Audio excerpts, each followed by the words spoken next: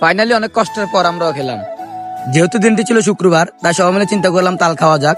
তাই সবাই মিলে রওনা হলাম তাল গাছের উদ্দেশ্যে। চলে আসলাম তাল গাছের নিচে, এসে একজনকে উঠিয়ে দিলাম। সে বলতেছে আমি অনেকদিন ধরে গাছে উঠি না, আমি মনে হয় না পারবো। তাও কি আর করা, যেহেতু আমাদের মধ্যে কেউ গাছ উঠতে পারে না, তাকে উঠতে হবে।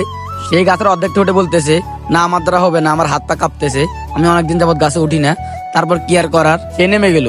তারপর সবাই চিন্তায় পড়ে গেলাম এখন কি করা যায়। আমি বললাম যেহেতু উদ্যোগ নিচ্ছে আজকে, তাহলে আজকে আমরা তাল খাবোই।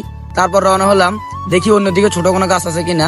এদিকে এসে দেখি ছোট ভাইরা গাছের নিচে ঘুরাঘুরি করতেছে, তারাও নাকি গাছ উঠতে পারতেছে না। তারপর এক ছোট ভাইকে বললাম উঠ, দেখি চেষ্টা করে উঠতে পারোস কিনা। সেই অর্ধেকটা পথ উঠলো, অল্পের জন্য সে ওইখান থেকে নেমে গেল, সে নাকি পারতেছে না আর। তারপর কি আর করার, এক বুক হতাশা নিয়ে সবাই চলে আসলাম বাড়ির উদ্দেশ্যে। সবাই হার মেনে গেল, আমি হার মানিনি। আমি খুঁজতে শুরু করলাম এলাকাতে কে গাছ উঠতে পারে। তারপর নিয়ে আসলাম এক ছোট ভাইকে, সে নাকি পারে। সে অল্প কিছুক্ষণের মধ্যে উঠে গেল। তারপর কয়েক বিতাল দামাদাম ফেলে দিল নিচে। তারপর সবাই এগুলো কাঁধে করে নিয়ে রওনা হলাম, আর বললাম চেষ্টা করলে সফলতা অবশ্যই আসবে। আমরা 2বার ব্যর্থ হওয়ার পরও হাল ছাড়েনি, 3য়বারের সময় ঠিকই আমরা সফলতা পেয়েছি। তারপর তালগুলোকে কাঁধে করে নিয়ে যা বুঝলাম মিষ্টি খেতে হলে কষ্ট করতে হয়। তারপর তালগুলো কাঁধে করে নিয়ে আস্তে আস্তে আমাদের অবস্থা খুব খারাপ হয়ে যায়। তারপর এক পর্যায়ে আমরা আমাদের গন্তব্যস্থানে চলে আসি।